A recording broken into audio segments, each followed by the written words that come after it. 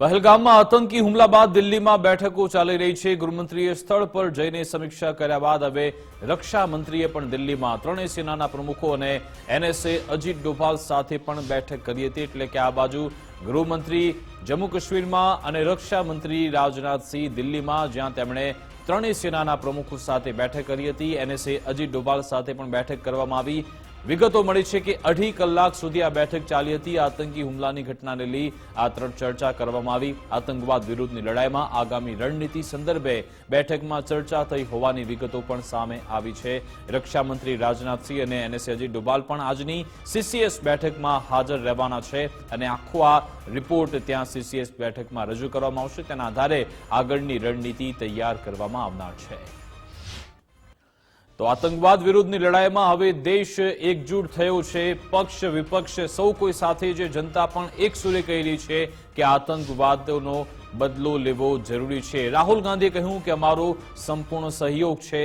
ગૃહમંત્રી અમિત શાહ સાથે રાહુલ ગાંધીએ વાતચીત કરી હતી। રાહુલ ગાંધીએ કહ્યું કે નિર્દોષ પીડિતોને ન્યાય મળવો જોઈએ। સાથે સાથે સીએમ અબ્દુલ્લા સાથે પણ રાહુલ ગાંધીએ વાત કરી। વિપક્ષી દળોના નેતાઓએ પણ હુમલાની નિંદા કરી છે। એટલે કે વિપક્ષના નેતાઓ પણ અત્યારે સરકારની સાથે છે, કારણ કે આ દેશની સંપ્રભુતાનો, દેશની સુરક્ષાનો સવાલ છે। ત્યાં એક સુરે સૌ કહી રહ્યા છે કે આ આતંકવાદનો બદલો લેવો જરૂરી છે।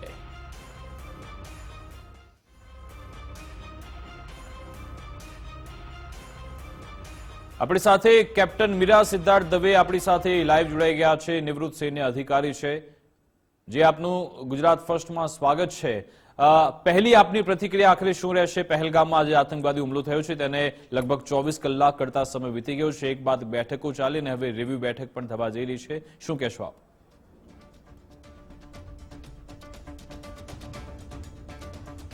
જય હિન્દ। ગુજરાત ફર્સ્ટના દર્શકોને મારે ખાસ કહેવાનું કે આજ સુધીના બધા જ જે આતંકવાદના હુમલાઓ થયા છે એનાથી આ એક એન્ડ સ્ટેપ પર પહોંચી ગયું છે। કેમ કે પહેલા એ રીતનું હતું કે સેના પર એ હુમલા થતા હતા, એની પછી ત્યાં પથ્થરમારો થતો હતો, એની પછી આપણે છેલ્લા જ અમુક વર્ષમાં જો રહીસી પર જે આપણા શ્રદ્ધાળુઓ છે એમની પર આતંકવાદનો હુમલો થયો। અને આ વખતે આ સામાન્ય લોકો નથી, આ ભારતીય છે ને એના કરતાં એક સ્ટેપ ઉપર, જેમ આપણે જોયું જે ત્યાંના આઈ વિટનેસીસ હતા એ લોકોએ કીધું કે એમને ધર્મ પૂછીને મારવામાં આવ્યું। એટલે આ હિન્દુઓ પર હુમલો થયો છે, આ એક ટાર્ગેટેડ હુમલો છે। એટલે આ એમને એક ખુલ્લે આમ, અને કોણે આતંકવાદ નહીં, આતંકવાદ કેવલ એક સામેનો ચહેરો છે, એની પાછળ જે મૂળ છે, જે માઇન્ડ છે એ છે પાકિસ્તાની આર્મી। કેમ હું એ કહું છું પાકિસ્તાની આર્મી છે? કારણ કે હમણાં જ થોડા દિવસો પહેલા પાકિસ્તાની આર્મીના ચીફે જનરલ આસિફ મુનીરે કીધું કે જ્યારે એમને પાકિસ્તાનીઓ જે પાકિસ્તાનની બહાર રહે છે એમને ગ્લોબલ પ્લેટફોર્મ પર એમને એ કહેતા હતા, વાત કરતા હતા, ત્યારે એમને કીધું કે હિન્દુઓ અને આપણે એઝ મુસ્લિમ્સ અલગ જ છીએ। અને બીજી જે વાત કરી એમને એ કીધું કે કાશ્મીર જે છે એ જુગ્યુલર વેન છે। જુગ્યુલર વેન એટલે શરીરની એ નસ કે જો એને કાપવામાં આવે તો માણસ તરત જ મરી જાય છે। તો એમને જુગ્યુલર વેનને કોની સાથે કમ્પેર કરવામાં આવ્યું છે? કાશ્મીર સાથે। સો આ કેવલ કાશ્મીર જે ભારતનો અભિન્ન અંગ છે એની પર હુમલો નથી, પણ આ એક ટાર્ગેટેડ હિન્દુઓ પરનો હુમલો છે। અચ્છા, આપે જે કહ્યું કે 16 એપ્રિલે પાકિસ્તાનના જનરલ આસિફ મુનીરે જે વાત કરી હતી પાકિસ્તાન ઓવરસીઝની બેઠકમાં કે ભાઈ અમે કાશ્મીરની લડાઈ ચાલુ રાખીશું, તો એ શું સંકેત આપણને મળી ગયો હતો? તો આપણે વધારે એલર્ટ થવાની જરૂરિયાત હતી, આપને એવું લાગે છે?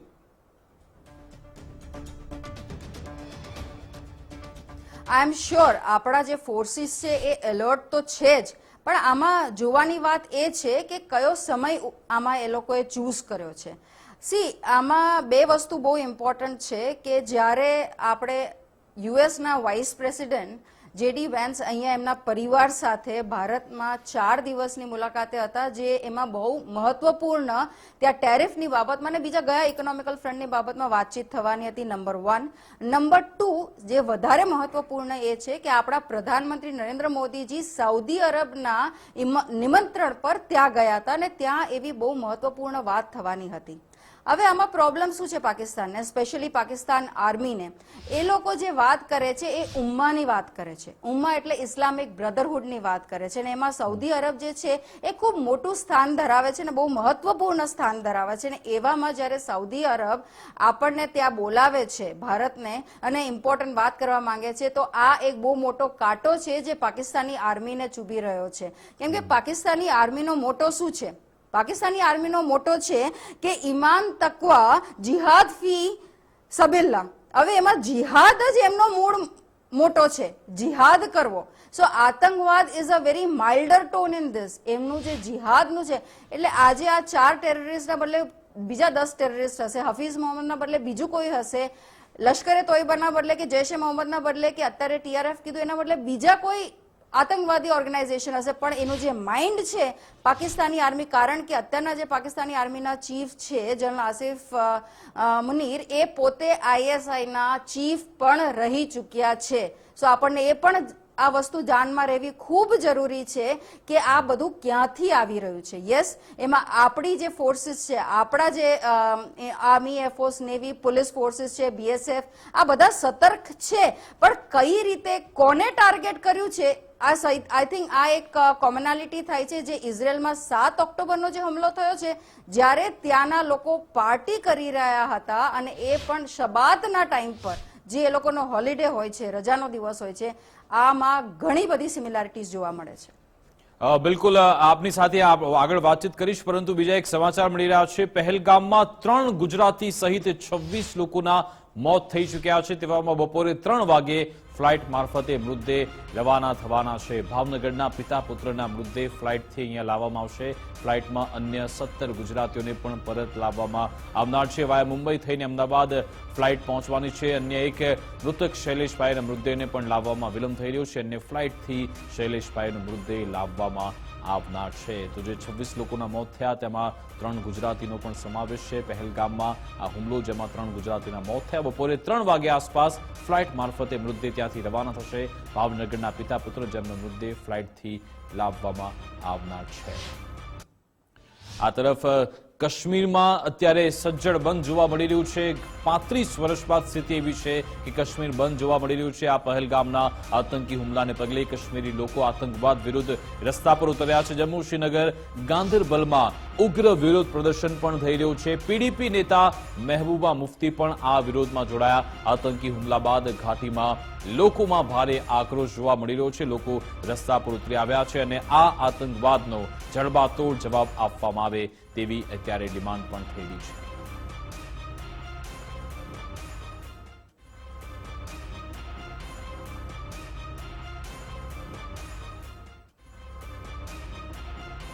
ત્રણ અલગ અલગ દ્રશ્યો તમે જોઈ રહ્યા છો. શ્રીનગર, ગાંદરબલ, જમ્મુના, કે જ્યાં એક બાજુ આતંકવાદીઓના પુતળા સળગાવવામાં આવી રહ્યા છે. લોકો તિરંગો લઈને રસ્તા પર ઉતરી આવ્યા છે અને આતંકવાદને જવાબ આપવામાં આવે તેવી માંગ થઈ રહી છે.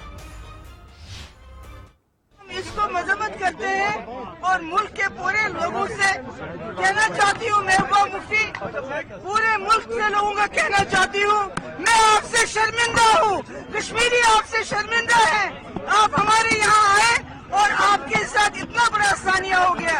हम आपके साथ इस दुख की घड़ी में शामिल हैं, खड़े हैं और यही कोशिश करेंगे सरकार से कहने की कि जल्द अज जल्द जो इसमें मुलव्वस थे उनको पकड़ा जाए और उनको सख्त से सख्त सजा दी. આપણી સાથે પૂર્વ સૈન્ય અધિકારી કેપ્ટન મીરા સિદ્ધાર્થ દવે જોડાયેલા છે. મેમ, ફરી એકવાર આપનું સ્વાગત છે. આ તમે જોયું કે ચારે બાજુથી એક આક્રોશનો માહોલ છે. લોકો કહી રહ્યા છે કે ન્યાય મળવો જોઈએ, બદલો લેવો જોઈએ.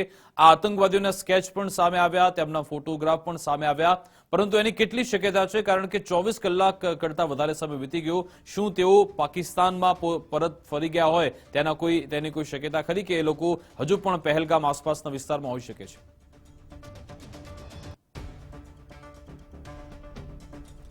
આનું આપણને સૌથી મોટું પ્રમાણ એ મળી રહ્યું છે કે જેમ જ ગઈકાલે બપોરે 1 થી 2 ના વચ્ચે આતંકવાદી હુમલો થયો, એમાં તરત જ આપણા ગૃહમંત્રી અમિત શાહજીએ એ તરત દિલ્હીમાં એમને બેઠક કરીને પછી એ શ્રીનગર પહોંચ્યા અને એ પછી જ્યારે પ્રધાનમંત્રી સાઉદી અરેબિયામાં હતા ત્યાં એમને વિડીયો કોન્ફરન્સિંગ દ્વારા આખી ડિટેલ્સ આપી અને પ્રધાનમંત્રી શ્રી નરેન્દ્ર મોદીજીએ એમનો પ્રવાસ ચૂકાવીને તરત જ દિલ્હી પરત ફર્યા અને એમના ઓફિસ જવાની પણ રાહ ન જોઈને એમને એરપોર્ટ પર તરત જ સમીક્ષા બેઠક લીધી. ત્યારે જ્યારે અમિત શાહજી પહોંચ્યા શ્રીનગર, સૌથી બે મહત્વપૂર્ણ જે કાર્ય કરવામાં આવ્યા એ છે કે તે જ્યાં ઘાયલ આપણા પર્યટકો હતા કે જે બીજે બધા અટવાયેલા હતા એમને તરત એરલિફ્ટ કરવામાં આવ્યા અને બીજી મહત્વપૂર્ણ વાત એ થઈ કે ત્યાં તરત રેકી મિશન શરૂ થઈ ગયું. કારણ શું હતું કે આ જ્યાં હુમલો થયો છે પહેલગામનો જંગલ એરિયા છે, ઝાડીઓ ખૂબ મોટા વૃક્ષો છે એવો એરિયા છે. તો આ વસ્તુ આપણા ફોર્સીસને ખૂબ બરોબર રીતે ખબર હતી કે જેમ સાંજ પડશે ને રાત પડશે આ લોકો જે આતંકવાદીઓ છે એ આ જંગલનો દુરુપયોગ કરી શકશે. એમના માટે સદુપયોગ છે પણ આપણા માટે દુરુપયોગ છે ને કરીને એની આડમાં એ લોકો સંતાઈ શકશે અથવા પાછા જઈ શકશે. એટલે તરત જ રેકી મિશન શરૂ થયો. એનું પરિણામ આપણને આજે તરત જોવા મળ્યું કે બે આતંકવાદી તો ઢેર થઈ જ ગયા છે, એ સિવાય બીજા બધાનો સ્કેચ પણ સામે આવી ગયો છે. એની પાછળ એ પણ સામે આવી ગયું છે કે જે હાફિઝ છે જેની સાથે આખું એનું માસ્ટર માઇન્ડ છે, કઈ રીતે પાકિસ્તાન આર્મીમાં ગયો તો છેલ્લા અમુક દિવસોમાં, આ બધી જ વસ્તુઓ હમાસના લીડરને મળ્યો તો આ બધી જ વસ્તુઓ સામે આપણી આવી ગઈ છે. દેટ મીન્સ કે જે આપણા ફોર્સીસ છે, જે આપણી લીડરશિપ છે, બે લીડરશિપની વાત થઈ રહી છે અહીંયા. એક છે પોલિટિકલ લીડરશિપ અને બીજી છે આપણી આર્મ ફોર્સીસની લીડરશિપ. આ બંને લીડરશિપ એટલી સતર્ક છે અને એકદમ તેજીથી જે કાર્ય કરી રહી છે. આઈ એમ શ્યોર કે એ રીતે પાછા તો નહીં જઈ શકે, બટ ઇમ્પોર્ટન્ટ આમાં શું છે, આ તો કેવલ આ અમુક ચહેરાઓ છે કે આતંકવાદી, એ લોકોને ફરક નથી પડતો. એ લોકો મરવા માટે અહીંયા આવ્યા છે કે અમે મળતા મળતા પણ બીજા 4 લોકોને મારી જઈશું, આ મેન્ટાલિટી છે. આ લોકો ખાલી મોહરાઓ છે, જેહાદીઓ છે આ લોકો. The more important thing here is કે આપણે એના મૂળને જે છુપ્યું છે પાકિસ્તાની આર્મીની અંદર એને કઈ રીતે નિસ્તો નાબૂદ કરવાનું છે. ને આ વખતે જે આપણો જવાબ થવાનો છે, જે ભલે આર્મ ફોર્સીસથી હોય અને એની સાથે સાથે જે પોલિટિકલ લીડરશિપથી હશે, એ આજ સુધીનો સૌથી સ્ટ્રોંગ અને બહુ જ સતર્ક જવાબ મળવાનો છે. બિલકુલ સ્ટ્રોંગ અને બોલ્ડ જવાબ આપવામાં આવશે એવું અત્યારે લાગી રહ્યું છે. અને સીસીએસની બેઠક બાદ આપણને જાણવા મળશે કે આગળનો રોડમેપ અને આગળનો એક્શન પ્લાન શું રહેશે. તો આજ અંગે ચર્ચા આગળ વધારીશું. મેડમ, આપણે જે ચર્ચા કરી રહ્યા હતા, તમે જે વાતચીત કરી કે આ જે આતંકવાદીઓ છે એ બહાર નહીં જાય એ સુનિશ્ચિત તો કરવામાં આવ્યું છે, કારણ કે ગઈકાલે પણ આપણી જે આર્મીની જે બટાલિયન છે એમણે સંકલન સાથે એક સર્ચ ઓપરેશન પણ ચાલુ કર્યું છે અને એ લોકોને શોધવામાં આવી રહ્યા છે. પરંતુ બીજો આમાં સવાલ એ પણ થાય છે કે આખરે જે આતંકવાદીઓ છે એ એમને તો આપણે પકડી લઈશું, પરંતુ જે શહેજાદ ગુલ છે જે આ ટીઆરએફનું સંચાલન કરે છે એને પણ પકડવું જરૂરી છે, એનો પણ ખાત્મો થાય એ પણ જરૂરી છે.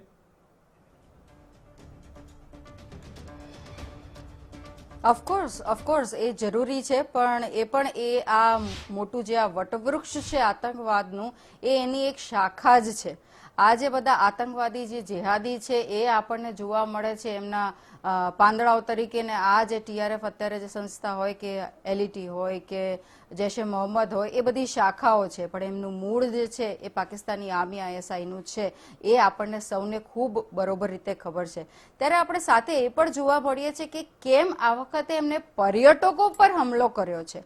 હિન્દુ પર્યટકો તો છે એ તો આપણે વાત કરી છે, કેમ કે એ લોકોનું ટાર્ગેટેડ આ એક કિલિંગ હતું, પણ પર્યટકો પર પણ કેમ? તો આપણે થોડાક અગર આંકડાઓ જોઈએ તો આપણને એ વસ્તુ ખ્યાલ આવે કે 2024માં લગભગ 2.5 કરોડથી વધારે પર્યટકો કાશ્મીરમાં ગયા છે. એ સિવાય 11% થી વધારે જીડીપી ગ્રોથ કાશ્મીરનો થયો છે. જે રીતનું ડેવલપમેન્ટ થઈ રહ્યું છે કાશ્મીરમાં, જે રીતની એક ઇઝ ઓફ લિવિંગ આવી છે 2019ની પછી. હું પોતે 2007-8-9માં કાશ્મીર બારામુલ્લામાં મારું આર્મીમાં પોસ્ટિંગ હતું. મેં એ વખતેનું કાશ્મીર બારામુલ્લા જોયું છે, કઈ રીતે ત્યાં દહેશત હતી એ જોઈ છે. અને 2019માં આર્ટિકલ 370ના એબ્રોગેશન પછીનું પણ મેં કાશ્મીર, છેલ્લે કારગિલ વિજય જ્ઞાન યાત્રા જે 2024માં અમે કરી એમાં પણ જોયું છે.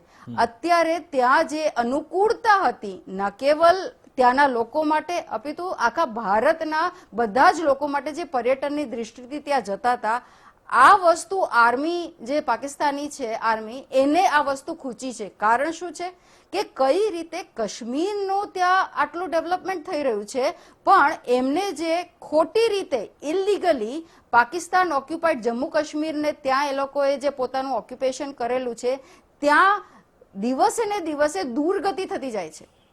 ડેવલપમેન્ટના દ્રષ્ટિએ તો દુર્ગતિ થાય જ છે, સાથે સાથે ત્યાંના જે લોકો છે રહેવાસીઓ છે એ પણ ત્રાસીને કહી રહ્યા છે કે અમારે પાછું ભારતમાં વિલીન થવું, સાથે મળીને રહેવું છે. આ એક ભારતનો અભિન્ન અંગ છે.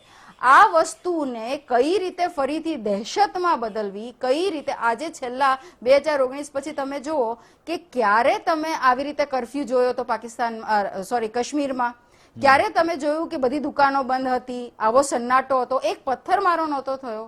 બધા જ 15 ઓગસ્ટ જે રીતે મની છે કાશ્મીરમાં આજ સુધી ઇન્ડિપેન્ડન્ટ ભારતમાં આ રીતે આપણને જોવા નથી મળ્યું. આ બધી વસ્તુઓ જ્યારે એક સામટી થાય છે ત્યારે આ વસ્તુ પાકિસ્તાની આર્મી માટે, જિહાદીઓ માટે, અલગાવવાદી નેતાઓ માટે ખૂબ નિંદનીય છે. ત્યારે આ વસ્તુ જોવાની વાત એ છે કે આમાં સૌથી વધારે જે સતર્કતા સૌથી વધારે આમાં જે અવેરનેસ આવી જોઈએ ને એ ત્યાંના લોકલ આપણા જે કાશ્મીરી ભાઈ બહેનો છે એમને આવી જોઈએ. કેમ કે સૌથી વધારે જે અત્યારે ત્યાં એમને ઇકોનોમિકલી ત્યાં એમને બૂસ્ટ મળ્યો હતો, જે આપણા કાશ્મીરી ભાઈ બહેનો છે એમને બૂસ્ટ મળ્યો હતો. પણ આજે ઘટના થઈ છે ગઈકાલે, એની પછી સૌથી મોટો જે પ્રહાર થયો છે એ ત્યાંના ટુરિઝમ પર થયો છે અને એ ત્યાંના જે કાશ્મીરી લોકલાઇટ્સ છે એમની આર્થિક અવસ્થા પર થયો છે. તો એમને જાગૃત થવાની જરૂર છે કે આ જે આતંકવાદીઓ છે, અલગાવવાદી છે, એ એમના સગા નથી, એ એમનું સારું ઈચ્છતા નથી. તો ભારત સરકારની સાથે મળીને આ બધાને જડથી દૂર કરવાનું છે એ ત્યાંના આપણા લોકલ કાશ્મીરી ભાઈ બહેનોએ સમજવું ખૂબ જરૂરી છે.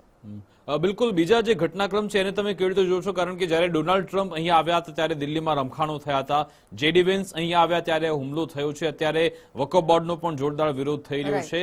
આ બધા ઘટનાક્રમને આપ કેવી રીતે જોઈ રહ્યા છો? તવહુર રાણાને પણ ભારત લાવવામાં આવ્યું. રાઈટ. તમે એક પછી એક બરોબર ઇન્સ્ટન્સીસ કહી કે આપણી માટે જ્યારે આપણે કહેતા હોઈએ છીએ કયા અનનોન મેન વિમેન અત્યારે પાકિસ્તાનમાં ઘૂસીને કે આખા વિશ્વના કયા ખૂણામાં છે ત્યાંથી પકડીને જે ભારતના એનિમીઝ છે જે એમને પકડીને એમનો ખાત્મો કરવામાં આવે છે. આપણે છેલ્લા અમુક વર્ષોથી જોઈ રહ્યા છે કે કોઈ બી જો ભારત કા દુશ્મન હૈ ઉनको હમ છોડેંગે નહીં. હવે એ અનનોન ફેસીસ જે પણ હોય પણ એ ભારતના દુશ્મન છે અને એમનો ખાત્મો કરવામાં આવ્યો છે. એ પછી જ્યારે ટ્રમ્પ બીજી વાર ચૂંટાઈને આવ્યા અને કઈ રીતે તવહુર રાણાને આપણે પાછું એક્સ્ટ્રેડિશન કર્યું એ પણ એક બહુ મોટી વાત છે. એ પછી સાઉદી અરેબિયા સાથે આપણા ઇકોનોમિકલ સ્ટેન્ડ જે એટલા સારા થયા એનાથી પણ એક ખૂબ મોટી વાત છે. સાથે જેડી વેન્સ અહીંયા આવ્યા. તો આ બધી જ વસ્તુઓ ભારતના ડેવલપમેન્ટ માટે, વિકાસ માટે એક પછી એક આગળ વધી રહ્યા છે. આપણે આ વસ્તુ આપણને ખૂબ ક્લિયરલી જોવા મળી રહી છે. ત્યારે જે પાકિસ્તાન છે એ કોઈ દિવસ નહીં ચાહે કે, અને અત્યારે પાકિસ્તાનનો પ્રોબ્લેમ શું છે? પાકિસ્તાનનો પ્રોબ્લેમ એ છે કે અફઘાનિસ્તાન પણ એને મારીને જતું રહે છે, બલુચિસ્તાન એનાથી સંભાળાતું નથી, એવી પરિસ્થિતિ છે કે બધા એને મારીને જતા રહે છે. તો એનું અસ્તિત્વ કઈ રીતે જાળવી રાખે? એનું અસ્તિત્વ જાળવવા માટે એને ખાલી એક જ રાગ આલાપતા આવડે છે, એ છે કાશ્મીર. અને જે એ અહીંયા ગઈકાલે જે એને કૃત્ય કર્યું છે એનું જ એક સંદર્ભમાં એને કર્યું છે. હવે ત્યારે આપણે વાત કરીએ એઝ નાગરિક આપણે પણ આ વસ્તુ કરવાની જરૂર છે. કેમ આપણે જ્યારે વાત કરીએ છીએ કે ભાઈ ફિલ્મ ઇન્ડસ્ટ્રીમાં હોય એ તો પાકિસ્તાની કલાકારોને આપણે જગ્યા કેમ આપીએ છીએ? આપણે કેમ ક્રિકેટ રમીએ છીએ? આ બધી વસ્તુઓ જે આપણા હાથમાં, જે આર્મી, એરફોર્સ, નેવી આપણા ફોર્સીસના હાથમાં છે એ તો એ કરી જ રહ્યા છે. એ બરોબર રીતે સતર્ક થઈને દેશના દુશ્મનથી લડી રહ્યા છે. પોલિટિકલ જે વિલ છે, પોલિટિકલ લીડરશિપ છે એ પણ એમના સ્તરે, ચાહે એક્સટર્નલ અફેર્સ હોય, ચાહે ડિફેન્સ હોય, એના સ્તરે કામ કરી રહી છે. ત્યારે આપણે એ વસ્તુ ધ્યાન રાખવામાં આવી છે કે ભાઈ બધી જ વસ્તુઓ જે છે એ રાષ્ટ્રથી કોઈ પણ વસ્તુ ઉપર નથી હોઈ શકતી.